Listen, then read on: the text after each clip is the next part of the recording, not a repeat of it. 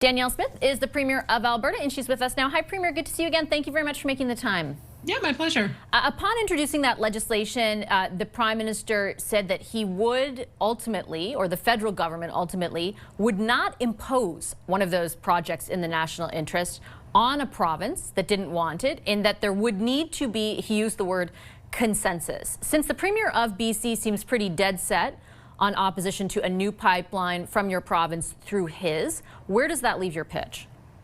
Well, I think everybody is focusing on one particular project, and I'm not sure why people aren't asking the question about uranium mines perhaps being approved in Saskatchewan, or there's a golden diamond in British Columbia where they think if they have 6 or 7 different mining projects to be approved. In Manitoba, they've just approved a gold mine for the first time in 15 years. So mining in itself is making a resurgence. I'm very glad to see that. I'm rooting for all of my provincial neighbors. I want to do everything I can to support them, and I think that that's the spirit that will prevail. We've got transmission projects and linear pipeline projects that are going to require provincial coordination, and I'm very encouraged at the conversation that we're already having at the Premier's table. There's some things that we need to do to address some of the objections, but I think that the Team Canada spirit's going to prevail in the end. So that strikes me as a major shift in tone from you. In particular, are you trying to say that a pipeline that carries oil from Alberta through to BC is not the be-all, end-all? No, I'm saying that I'm going to convince David Eby of it, because I know that this is good for the country. I know that he's on Team Canada, and I can't imagine in the end that if we meet the issues that have been raised by British Columbia, that he would go off Team Canada. That doesn't seem to me to be the type of person that David Eby is. I think there's some concerns we have to address. We have to have a proponent. We have to make sure that we have a route. We've got to make sure we've got Indigenous buy-in. But in the end, I mean, we did get 2 pipelines built to the coast. We got the Trans Mountain pipeline built. We got the Coastal GasLink built. That was under a more hostile federal government. And I think that it's because we addressed the objections, and that's our job. We're going to make sure that we address the objections, and we're going to get it built. Do you think inherently, though, those objections can be addressed? In particular, this week when you were talking about a pipeline from Alberta to the northwest of British Columbia. And I ask because I think back to Northern Gateway, when there was a federal government who did want to see that project built, and ultimately the courts decided against the federal government and the process they had put in place, determining that the consultation for Indigenous people did not live up to the expectation that had been set out by law. The Indigenous groups that have come forward already this week, in particular, for example, the Assembly of First Nations, are voicing concern just about the language used by the federal government. They feel as though even after meeting with the Prime Minister, the National Chief was talking about how there's an emergency meeting, for example, now to talk about how they're going to navigate what the federal government is proposing to do. Do you really think that those kinds of objections can be adequately addressed in a project like the one you want to see built? Well, a 1 million barrel a day pipeline would generate $22 billion in GDP, which is of which about 40% goes to government, half to us and half to the federal government, which can go to address all of the concerns that we have about building new infrastructure, schools, hospitals, roads, other infrastructure. That's the kind of national interest that we've got to be thinking about. I'm going to tell you, there isn't going to be a single project on the national projects list that comes close to that scale. So I think that that's what we have to be talking about, is since we all win, let's figure out a way to address the objections. I think we have gone far advanced on issues with our Alberta Indigenous Opportunities Corporation of being able to create an avenue to get equity ownership by numerous Indigenous bands. We already have $700 million worth of projects we've underwritten, and several more in the works. So I think that some of those mechanisms are far more developed than they were when Northern Gate was just being considered. And I'm looking forward with, again, a spirit of cooperation. If we're on Team Canada, it also means being on Team Alberta. And I think it would be a sad statement on the country if every single other project is allowed to go ahead, except for the one that's a priority for Alberta. I just don't think that that's where the public is at right now. I want to pick up on the point on decarbonization, and in particular that Pathways project. You have pitched sort of this grand bargain, right? Get the pipeline built. Some of that $22 billion that you reference could be used to help support the development of that project. There's already numerous tax credits at the provincial and federal level in place that would help develop that project as well. Why are you prepared to give more money that could go to hospitals, that could go to roads, that could go to education? Why are you prepared to send more money to oil companies that are making record profits? Why do we keep having to help them do the right thing? Well, because I think when the Pathways project came forward, it's all cost with no additional revenue associated with it. That's why I think coupling it with a new pipeline where you can get a million barrels a day more to market, that actually becomes the revenue stream that allows for a better partnership with industry and a better cost sharing. So that's why I think those two projects going forward in tandem are really important to address the concerns that matter to the Prime Minister around having significant emissions reduction, which has already been identified by the industry, but also creating a new revenue stream and new markets. And I take your point on that change in sentiment and looking for new markets. I would point out that TMX has already had a big impact on that. Total crude oil movements from Alberta to BC more than tripled from May to December from the same 8-month period in 2023. It's a 367.4% increase. At the same time, I'll revisit my point. I don't understand the grand bargain, essentially. Why does there need to be a grand bargain in order for big profitable oil companies to do the right thing when it comes to emissions? And why are taxpayers essentially on the hook through either credits or for forfeiting revenue that could be going to other things like healthcare and education? Why are we on the hook for that?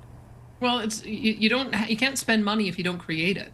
And the energy companies create a lot of money for us. We get about $17 billion worth of revenue from those companies. So we want to be able to see the ability for them to create more of that. We've always had a funding arrangement with our energy companies that allow them to recover the cost of construction of their oil sands operations before they have to pay the higher royalty premium. We've always had these kinds of mechanisms in law.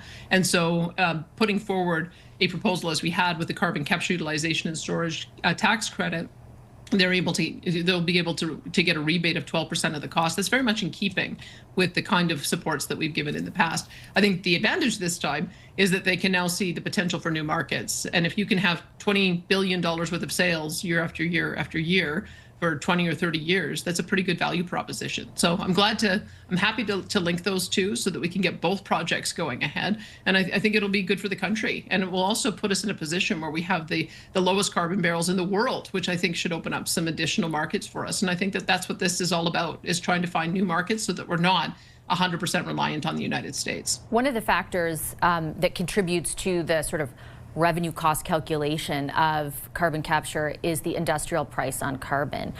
You freezing it has had a negative impact on that calculation. Are you going to unfreeze it? I have to tell you, it was going up at too high a rate. And if it kept on going up at this rate to $170 by 2030, there would be no investment happening in Alberta. In consulting with the industry, we thought that freezing it at 95 was about the right amount. As you know, the federal government is writing contracts for differences with companies to guarantee a price of $86.50, so it's above what the guarantee is. And when I would just point out, Quebec's carbon market traded last year at $41. So we're already double the carbon market that exists on the other side of the country. So I think that we're prepared to continue working with industry to set that rate at the right level to incentivize the kind of investments that we want to see. But it can't be so high that it ends up killing all of the revenue generating investment. I think there's a balance, and I think that we have found it. I hope that we're going to be able to see these projects go forward on that basis. But again, that has an impact ultimately on the profitability of carbon capture, which, if you are having a negative impact on that, further relies those companies on money, again, that could go to other things from that pipeline you're talking about, or even through tax credits that your government and the federal government is offering. Like, why are we in that cycle? Well, that's what I mean. That's why you need to have both go at the same time, because if you can earn revenue by selling more product to Asia and Korea and Japan and China, then why would that becomes the revenue stream that helps justify the cost associated with carbon capture? So there's different ways to be able to go about doing this. But that revenue could do other things. That's the point, right? You made the pitch initially that it could build the roads, build the hospitals, build the schools, and now it's instead going to go to oil companies. Well, 100% of zero is zero, Vashi. Like, if you don't end up with production and you don't end up with revenue, there's nothing to divvy up. You have to begin with production. You have to create the environment where energy companies feel like they can get product to market and they can make money at it, and then we all benefit. But at the moment, we've had a situation where we've had cancellation of pipelines. The cancellation of Energy East, of Keystone, of Northern Gateway. That would have generated 2.5 million barrels a day more of production than we have right now, which would have been $55 billion of revenue that we don't have to talk about who ends up getting what share. I don't want that situation to continue.